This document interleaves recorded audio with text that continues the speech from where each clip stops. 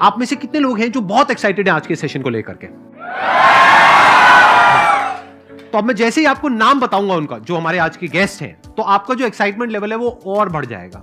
ये बताने से पहले कि गेस्ट कौन है, मैं आपको थोड़ा सा बताता हूं YouTube के बारे में। YouTube में क्या है कि पूरे वर्ल्ड की अगर बात करी जाए तो करोड़ों चैनल्स हैं जो अलग अलग जॉनर्स में हैं, अलग अलग कैटेगरीज में हैं। उसमें से दो बड़ी कैटेगरीज हैं, मोटिवेशन और एजुकेशन।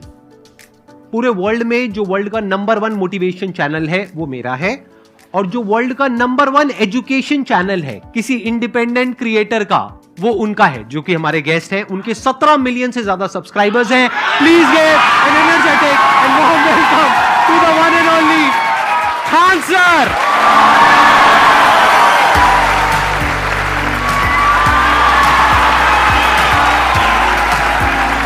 क्या हाल चाल जी, कैसे हैं आप?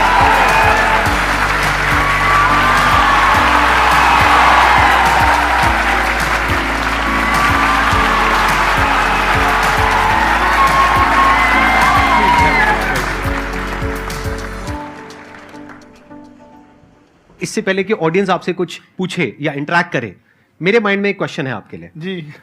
जो बच्चे हैं वो आपके इतने दीवाने क्यों हैं, इतने पागल क्यों हैं आपके पीछे? मतलब मेरे कमेंट सेक्शन में भरा पड़ा था, खान सर कब आएंगे, खान सर कब आएंगे। मतलब ऐसा क्या जादू कर दिया आपने बच्चों के ऊपर? ये सवाल हम आपसे भी पूछते हैं, हमारे पे भी इतना कमेंट आया, इतना मेरे तो ऑफिस में लोग चले आए कि सर कब जा रहे हैं। अच्छा।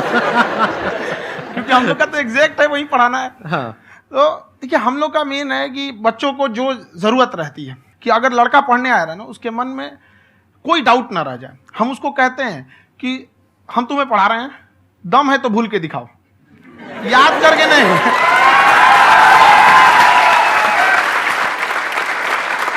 प्लस आप जिस प्राइस पॉइंट पे पढ़ा रहे हैं, आई थिंक वो सबसे कम है, वो बहुत ही कम है। सर, ये जो फीस का कल्चर है, ये हमारा इंडियन कल्चर नहीं है।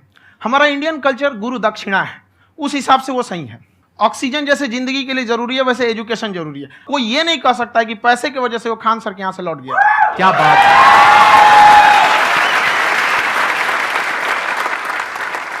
मैंने देखा कि आपका ये जो चैनल है कि ये पिछले 3 साल के अंदर अंदर ही ग्रो किया है। हमको जब चैनल शुरू हुआ तो एक दिन में हम 4-5 वीडियो बनाए।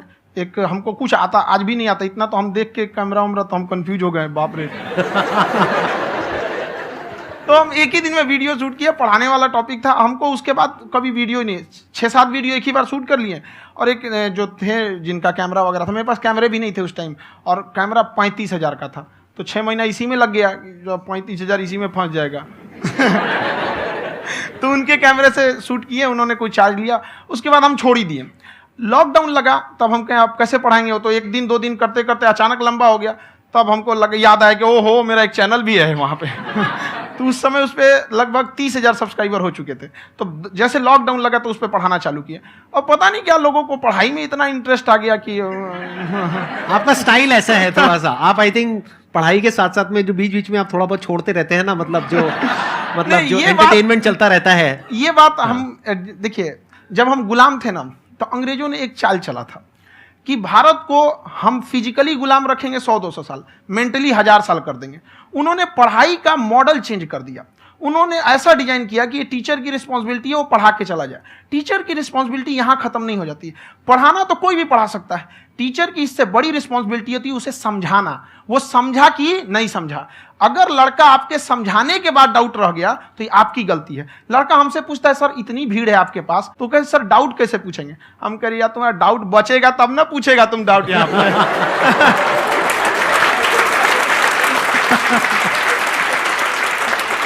कॉन्फिडेंस नेक्स्ट लेवल है खान सर का, मानना पड़ेगा। और शायद यही वजह है इनकी जो ग्रोथ है उसका।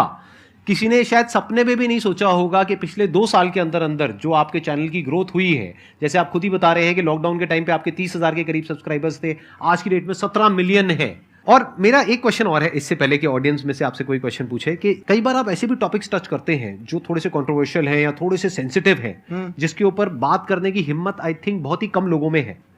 तो आपको कभी ये नहीं लगता है कि कहीं ज्यादा तो नहीं हो रहा है, इसको थोड़ा रोक देते हैं, थोड़ा कम कर देते हैं? क्योंकि कोई लाइन ही नहीं है वैसे तो बोलने को, तो आप कुछ भी बोल दो, कितना भी बोल दो। हुई है कंट्रोवर्सी बहुत बार। एक्चुअली बचपन से हमको फौज में जाना था, और फौज वालों के लिए ये सब मायने नहीं रखता। उसको करना है मतलब करना है, तुम सामने कुछ भी रहो, डजंट मैटर।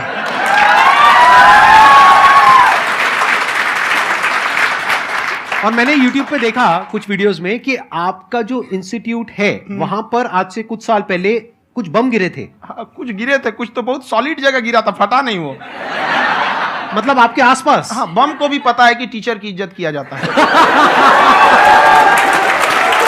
क्या बात है, क्या बात है। मैं समझ पा रहा हूं कि ये आपके अंदर जो एटीट्यूड है ये कहां से आ रहा है, क्योंकि आप बचपन से ही फौज में जाना चाहते थे, तो आप जंग के मैदान में ही खड़े हैं एक तरीके से। बस फर्क ये है कि आपके हाथ में कलम है, हथियार ना हो करके। हथियार से एक आदमी की जान जा सकती है, हाँ। कलम से बहुत ताकत होता है। शिक्षा एक ऐसा हथियार है ना, हर कुरीतियों से लड़ सकता है, हर तरह की समस्याओं से। और ये एक ऐसा हथियार है, मेटल डिटेक्टर में भी नहीं पकड़ाता है।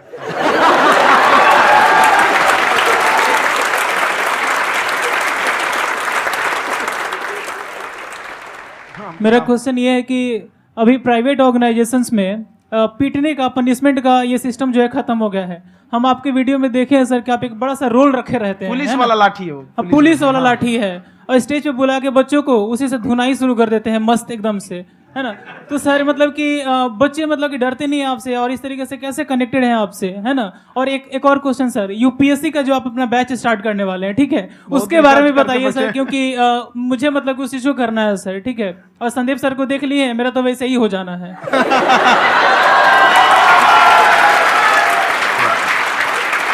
क्या हो जाना है? मेरा पूरा कंप्लीट करो। I'll be an IAS officer next year because I have seen you, sir. My day is like complete, sir. All the best. Thank you so much, sir. Thank you. पूरा बोला करो। हाँ। Thank you. देखिए, लड़कों को जहां तक पीटने की बात है, जब पढ़ाने की बात आएगी तो उसको हम पूरे बेहतरीन ढंग से पढ़ाएंगे। लेकिन जब सजा देने की बात आएगी ना, तो वो भी बेहतरीन ढंग से होगा। ऐसा थोड़ी होगा कि बस एक ही चीज बेहतरीन ढंग से होगा। और डर का होना बहुत जरूरी है। ये डर भी अपने आप में एक मोटिवेशन है, क्योंकि जब आपके अंदर एक थोड़ा सा डर रहे ना, तो डर के भागिए मत। एक ऐसा डर जिसको आप लगे कि नहीं नहीं थोड़ा सा और करने की जरूरत है, फिर तो ये हम इसको क्रॉस कर जाएंगे यहाँ पर। तो लड़कों के अंदर ये डर बनाना भी जरूरी रहता है। और रही बात यूपीएससी वाले की, जो आपने बोला, बहुत सारे लड़के वेट कर रहे हैं यूपीएससी की, क्योंकि 2-2.5 लाख फीस सारे लोग एफोर्ड नहीं कर सकते। और हमारा वही रहता है, हम तो ज्यादातर हमारे स्टूडेंट देखेंगे तो किसी के रिक्शा वाला, सब्जी वाला, यही लोग, इनको तो 2.5 लाख रुपया, इनके पास पूरी संपत्ति नहीं होती है, फीस कहाँ से भरेंगे वहां पे, उसके बाद रहेंगे कहाँ से? तो ऑल ओवर इंडिया से, कश्मीर से कन्याकुमारी तक, गरीब से गरीब भी लड़का उसको पढ़ सकता है। यही कुछ 1000 रुपये मंथली, 12-14 हजार साल का पड़ेगा, खत्म हो जाएगा इतना में।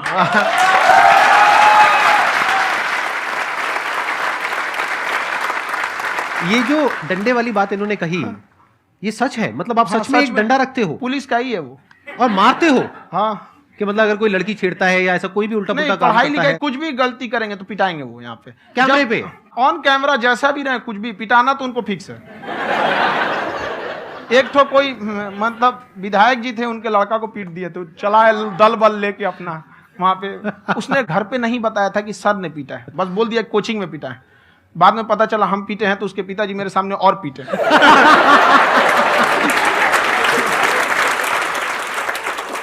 सर आपका सबसे बड़ा डर क्या है, आप दोनों का? फौजी को डरे नहीं लगता है, बाकी अफसर से पूछिए।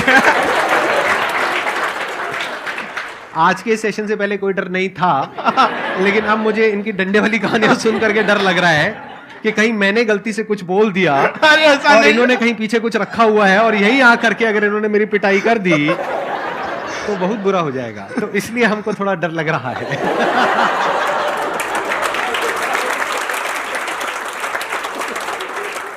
आपकी डेली कितने घंटे क्लासेस होती हैं? 6-7 घंटे।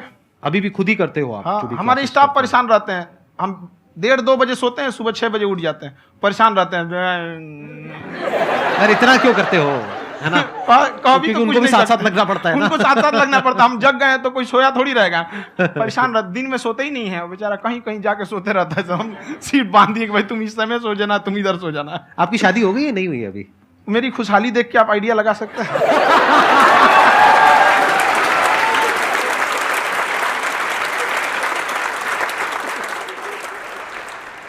First of all I would like to say sir thank you so much to you and to your team कि आपने मुझे यहाँ आने का मौका दिया। एंड सर अब तक मैंने आपको सिर्फ फ़ोन या लैपटॉप में ही देखा है दोनों को, आज फर्स्ट टाइम लाइव देख रही हूँ तो बहुत अच्छा लग रहा है। तो मेरा क्वेश्चन ये है सर आपसे, जब हम लाइफ में कोई डिसीज़न लेते हैं कि हमें ये पर्टिकुलर चीज़ करनी है, और क्योंकि हम डिसीज़न लेते हैं तो हमारी आदत है कि पहले हम 4 लोगों से पूछते हैं कि तू बता तेरी क्या राय है, तू बता तेरी क्या राय है। तो उनमें से अगर कोई हमें कह देता है कि ये बेकार डिसीज़न है मत कर, तो हमारा माइंड कहीं ना कहीं डाइवर्ट होने लगता है और उसकी वजह से हम अपना डिसीज़न चेंज कर देते हैं। तो मेरा क्वेश्चन ये है कि कैसे हम अपने डिसीज़न पे स्टिक रहे, कैसे हम जो दूसरे के ओपिनियन है उनको अफेक्ट ना होने दें अपने ऊपर। दूसरे से सलाह लेने से पहले एक बार खुद उस पर रिसर्च कर लेना चाहिए, ताकि आप सामने वाला क्या सलाह दे रहा है आपको समझ में आना चाहिए। यहाँ पर ऐसा नहीं है कि कई बार ऐसे होते हैं कि दूसरे वाले को एक्सपीरियंस होता है, तो अगर आपको पहले से आइडिया है, उसके बारे में आप बेहतरीन ढंग से रिसर्च किए हैं कि क्या इसमें प्लस पॉइंट है क्या निगेटिव है, उसके बाद आप किसी से सलाह लेने जाइए। ये नहीं कि मन में सीधा बताओ गड़बड़ा जाएगा। तो वहाँ पर पहले आपको R&D करना पड़ता है, समझ में आया कि नहीं। और जिंदगी हो या गाड़ी, जीतेगा वही जो टाइम पे गियर चेंज कर रहा है। तो डिसीजन चेंज करना बहुत ज़्यादा गलत नहीं है। इन्होंने बहुत अच्छी बात कही है और मैं इसी बात में थोड़ा सा और ऐड ऑन करूंगा कि ये जो आपने कहा ना कि अपने डिसीजन पे स्टिक कैसे रहें, ये कोई अच्छी क्वालिटी नहीं है, क्योंकि टाइम टू टाइम आपको अपने डिसीजंस को चेंज करना होता है। जैसे आपने 4 लोगों से डिस्कस किया, कोई इंसान कुछ पॉजिटिव बोल रहा है, कोई नेगेटिव बोल रहा है, उससे फर्क नहीं पड़ना चाहिए। डिपेंड ये करता है कि वो जो बोल रहा है उसका बेसिस क्या है, क्या वो किसी नॉलेज या एक्सपीरियंस के बेस पे बोल रहा है या ऐसे ही कुछ भी बोल रहा है। ऐसे ही बोल रहा है तो फिर उसकी बात पे ध्यान क्यों दे रहे हो। अगर किसी नॉलेज या एक्सपीरियंस के बेस पे बोल रहा है, फिर चाहे वो पॉजिटिव बोल रहा है चाहे नेगेटिव बोल रहा है, दोनों ही मायने रखता है। उसके बाद में रिसर्च करनी है और फिर रिसर्च करने के बाद में फाइनल डिसीजन अपना खुद का होना चाहिए। अब वो डिसीजन उससे अलग भी हो सकता है जो आपने पहले लिया था, और वो सेम भी हो सकता है। सर मेरा क्वेश्चन दोनों से है आपसे, how to deal procrastination and laziness. हमारा ब्रेन है ना, ये बहुत आलसी टाइप का, इसको आराम खोजना पसंद है। अब थोड़ा सा भी अब इसको आराम की ओर लेके चले गए ना तो फिर उधर ही रहेगा। आप सोचेंगे 10 मिनट आराम कर लेते हैं ना, तो 10 मिनट 2 घंटा बना देगा। उसको टॉर्चर कीजिए, चल 10 मिनट बाद में। उसको आप उस पर हावी में, वो कह रहा है कि हमको आराम चाहिए, आपको हाँ आराम मिलेगा, पहले काम फिर मिलेगा आराम। तो आप उसके हिसाब से मत चल। आपका मन कर रहा है थोड़ा सा देख लेते हैं, कोई नोटिफिकेशन आया, आप कोई काम कर रहे हैं, क्यों पहले काम कर लीजिए, बाद में देखिएगा ना नोटिफिकेशन। आप हावी मत होने दीजिए यहाँ पे। अगर आप 5 मिनट भी थोड़ा सा लूज पड़े ना, थोड़ा सा कमर सीधा कर लेते हैं, वो 2 घंटा बर्बाद कर दिया आपको। हावी मत होने दीजिएगा उसको अपने ऊपर। प्रोक्रेस्टिनेशन को तोड़ने का एक ही तरीका है, सबसे छोटे लेवल पे ले जा करके उस गोल को तोड़ दो। यानी वो गोल बहुत बड़ा है, उसको ब्रेक डाउन करो, उसके सबसे पहले स्टेप पे आ जाओ कि उसको अचीव करने का सबसे पहला स्टेप क्या है। जैसे गाड़ी चलाना सीखना है, उसका सबसे पहला स्टेप क्या है। अगर घर में कोई नहीं है सिखाने वाला या सिखाने वाली, तो बाहर जा करके जो गाड़ी का ड्राइविंग स्कूल है उधर जा करके पैसे दे दो। अब फंस गए ना तो फंसा दो अपने आप को। दिमाग ये लगाओ कि अपने आप को कैसे फंसाया जाए। जब हम फंस जाते हैं ना तो फिर हमको वो काम करना ही पड़ता है। Then there is no looking back. जब तक आप सोच रहे हो तब तक सोच रहे हो, उसको बोलते हैं पैरालिसिस ऑफ एनालिसिस, कि आप सोचते चले जा रहे हो अपने माइंड में, मैं ये करूंगा वो करूंगा वो करूंगा वो करूंगा, और प्रोक्रेस्टिनेट हो रहा है, वो चीज टलती चली जा रही है। तो उसको छोटे से छोटे लेवल पे ब्रेक डाउन करके उसको कर दो, दैट इज नंबर 1। और जैसे ही करना शुरू करते हो, कोशिश करो कि उसको जब तक कि आप सही से नहीं कर लेते हो उसको छोड़ना नहीं है, तो आपकी लेजीनेस भी खत्म हो जाएगी। कई लोगों को तो हमने देखा है जो सप्ताह में कुछ भी नहीं करता, वो भी संडे को आराम कर रहा है।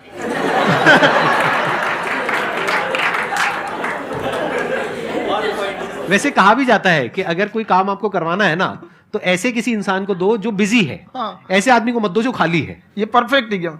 किसी को भी आप देखिएगा जिसको आप कहते हैं कि मतलब थोड़ा ठीक ठाक आप समझते हैं कि नहीं ये बहुत आगे निकल, वो एक काम को खत्म करने के बाद कभी आराम नहीं करेगा। एक काम खत्म हुआ उसको लगेगा हाँ एक खत्म हो गया, अब दूसरा करना चाहिए। और वही जिसको देखिएगा एक खत्म हो गया और आराम करना चाहिए, कभी नहीं, लाइफ में आखिरी सांस तक। सर यहाँ पे सब हिंदी में पूछते हैं, इंग्लिश में पूछते हैं, मैं भोजपुरी में पूछूं? जौन भाषा ठीक लगे तोने में पूछ दो। हाँ सर।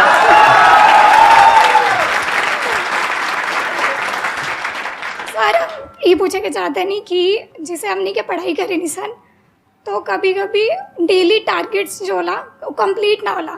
अगर टारगेट्स कंप्लीट भी होला तो फिर ऐसा इरिटेशन या फिर वो एंजाइटी या फिर कि और करना है या फिर अभी नहीं हुआ, वो चीज़ हमेशा रहेला, तो वो कम कैसे करल जाए? देखिए टारगेट्स को ना हम लोग को एक अपने हिसाब से पहले फिट करना चाहिए। ऐसा नहीं कि दूसरे किसी इंसान को देख के हम टारगेट फिट कर ले। कोई लड़का 8 घंटा पढ़ रहा है, कोई पहली बार अभी पढ़ना ही चालू किया, उसको देख के 8 घंटा पढ़ेगा तो पढ़ाइए छोड़ देगा। तो आप अपनी क्षमता के हिसाब से देखिए कि आप कितना पढ़ सकते हैं। अगर आपने एक घंटे को बना लिया कि हम 1 घंटा पढ़ सकते हैं, अगले 1 हफ्ते तक उसको सस्टेन रखिए। जिम में कैसे करते हैं लोग, पहले दिन उठा लीजिएगा 1 कुंटल तो हार्ट अटैक हो जाएगा। तो वो धीरे धीरे टारगेट सेट कीजिए और अपनी क्षमता को भी देखिए। हर इंसान की क्षमता अलग है। कंगारू को देख के हाथी छलांग मारेगा, पैर तोड़ के बैठ जाएगा।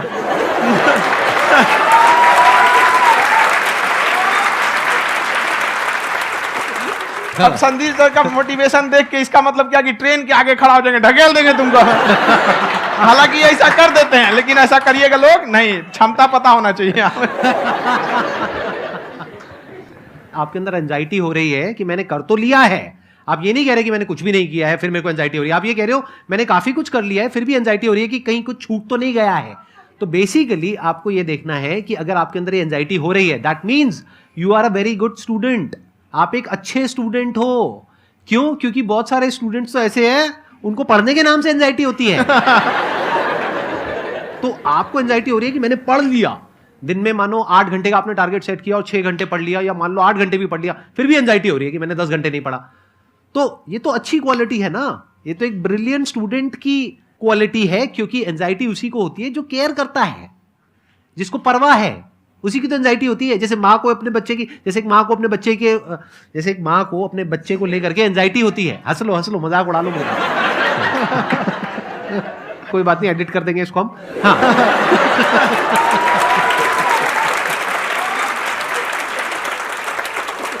जैसे एक माँ है, उसको अपने बच्चे को लेकर के एंजाइटी होती है, थोड़ी सी भी तबीयत खराब हो जाए उसको एंजाइटी होती है, चाहे बच्चा ठीक भी है, डॉक्टर को नहीं होती है।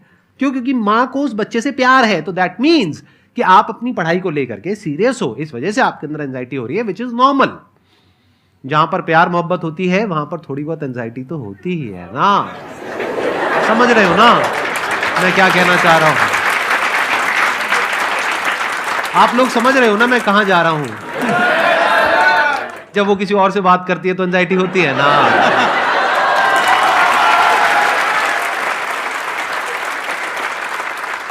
सर, आपकी स्टोरी हमने सुनी थी, तो एक टाइम आया था जब आप गंगा किनारे जाके बैठ गए थे। उस समय आपको कुछ समझ नहीं आ रहा था, तो उस समय मतलब आपने ये डिसीजन कैसे लिया कि अब आगे नहीं, यहाँ से वापस जाना है? रास्ता ही नहीं था। घर जाने के लिए एटलीस्ट 90 रुपए चाहिए थे, जेब में 40 रुपए थे। कैसे घर जाते हैं? और हम गंगा के किनारे चुपचाप बैठे बैठे हम कहें कि अब बहुत टेंशन हो गया, अब घर जाना चाहिए। रूम पे, तो किराए के रूम पे ही आदमी सारे लोग रहते। गए वहाँ पे तो रूम लॉक हो गया था। तुम खटखटाए तो ऊपर से गुस्सा से बोले जो ऑनर थे, क्या टाइम हो गया है? तुम कहीं 9-10 बज रहा होगा। घड़ी देखिए तो 2 बज रहा था रात का, 2-2:30 बज गया था वहाँ। टेंशन में आप तो होता है, कई बार ऐसा समय आएगा कि लगेगा जैसे अब कुछ नहीं हो सकता है। तो इससे घबराना नहीं है। कभी कभी गुच्छे की आखिरी चाबी भी ताला खोल देती है। जो बातें आपने बताई कि घर में प्रॉब्लम्स ये तो बहुत लोगों ने फेस करी वहां पर। आप अकेले नहीं है, बहुत लोगों ने ये प्रॉब्लम्स फेस करी, बहुत तरह की प्रॉब्लम्स देखी, बहुत तरह की स्ट्रगल्स देखी, लेकिन वो सब इतने कामयाब नहीं हो पाए जितने कि आप हुए। तो आपके अंदर ऐसा कुछ ना कुछ है जो औरों के अंदर नहीं है। तो वो मैं जानना चाह रहा हूं कि वो ऐसा क्या था जहां से कि आपका दिमाग यहां तक सोच पा रहा है कि मैं पूरे इंडिया में इतने बड़े लेवल का चेंज लेकर के आ सकता हूं, एजुकेशन फील्ड में रेवोल्यूशन लेकर के आ सकता हूं। ये सोचना ही बहुत लोगों के बस का नहीं है। मेरी एक खुद की थिंकिंग, अगर हमको कोई 100 रुपए किसी काम के लिए दिया, हम सबसे यही कहते हैं, तो हम कोशिश करते हैं उसे 200 का रिटर्न दे। अगर कोई हमसे 200 रुपया फीस दे रहा है, 250 दे रहा है, तो हम उसको ये कोशिश करते हैं कि तुम्हें ऐसा लगे कि नहीं भैया हमने 10-20 हज़ार का पढ़ लिया यहाँ पर। वो ईमानदारी से कभी कमी नहीं। और हमेशा अगर हम प्रॉमिस X का करते हैं तो डिलीवर 4X करना चाहते हैं। ध्यान से सुनना और ध्यान से समझना इस फर्क को। अगर आप समझ पाए तो बहुत आगे जाओगे लाइफ में। एक वो होते हैं जो ये सोचते हैं कि हमें सब कुछ मिल जाए, हमें कुछ भी करना ना पड़े। दूसरी कैटेगरी होती है लोगों की जिनको जितना मिलता है उसमें भी चोरी चकारी करते हैं या कोशिश करते हैं कि उससे कम दे सामने वाले को जितना कि हमें मिल रहा है। तीसरी कैटेगरी होती है लोगों की, जो इनके जैसे लोग होते हैं, वो क्या करते हैं, वो ये सोचते हैं कि अगर मैंने किसी से 1 रुपए भी लिया, देखा जाए तो 200-250 रुपए कुछ भी नहीं होता है, 200-250 रुपए अगर मैंने लिया तो कैसे उसको 400 रुपए की वैल्यू दूं। ये जो थिंकिंग है ना, यही एक फर्क होता है एक ऐसे इंसान में जो बहुत आगे निकल जाता है और उस इंसान में जो मीडियोकर रह जाता है। आप अपने आप को अपने आप के ऊपर समय दीजिए, उसको डेवलप कीजिए। जब आप अपने आप के ऊपर खर्च करते हैं तो आने वाले समय में लोग गूगल पे आपको सर्च करते हैं। क्या बात है सर, ये आपने अभी बनाया है या ये कोई पुराना आपका वो है? बनते रहता है इसे, फ्लो में बन जाता है। आपके अंदर ना सर एक कवि छुपा हुआ है कहीं ना कहीं जो बाहर आना चाहता है। कभी ना कभी आपने सोचा होगा कुछ हाँ, कभी कभी देखिए एक चीज है, संगत का बहुत अच्छा असर पड़ता है। ये चीज को हमेशा, संगति का मतलब लोग हल्के में ले लेते हैं। संगति का मतलब होता है संग संग गति। तो अच्छे लोग के साथ रहेंगे तो संग संग अच्छी गति होती जाएगी, खराब में रहेंगे तो ये भी होता है। बट अपने आप को थोड़ा सोचना चाहिए कि हम केवल जी के मर जाएं इसके लिए नहीं आए हैं। लोग कहते हैं कि सर नाम क्यों नहीं बताते अपना। हमारी एक ही सोच है कि जाने के बाद इस दुनिया से हमको मतलब एक चीज देना चाहते हैं स्टूडेंट्स को, कि वो याद करें कि इस पैसे की भाग दौड़ की दुनिया में हर कोई दोनों हाथ से लूटने में लगा है, खाली हाथ जाने के लिए ये सबको लगा है। तो हर कोई को ये सोचना चाहिए कि था कोई इंसान जो इतने कम फीस में इतनी शिक्षा जो महंगी थी, जो कमाने का रास्ता था, उसको भी एकदम कंपटीशन इतना कर दिया कि अब लोगों को अपनी फीस बढ़ाने में डर लगता है कि अरे यार, लड़का कमेंट करता है कि खान सर इतना ले रहे हैं, आप बहुत बड़ा टीचर हो गए।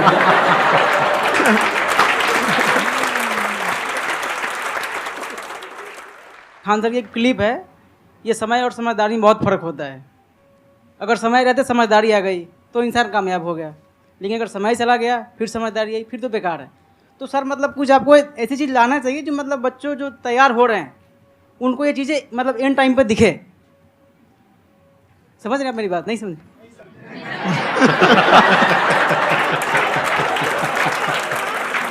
यही होता है सर, सर का मोटिवेशन ज्यादा हो जाता है।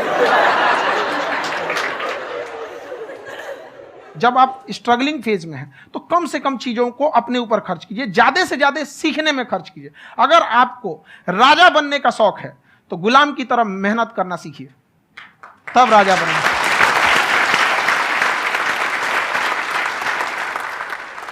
ये दुख, ये दर्द, ये सब तेरे अंदर है। तू अपने बनाए इस पिंजड़े से बाहर निकल के देख, तू अपने आप में एक सिकंदर है।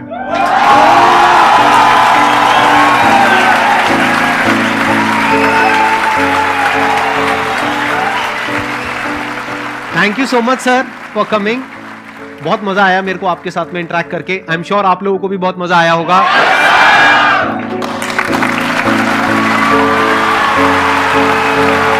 Thank you so much.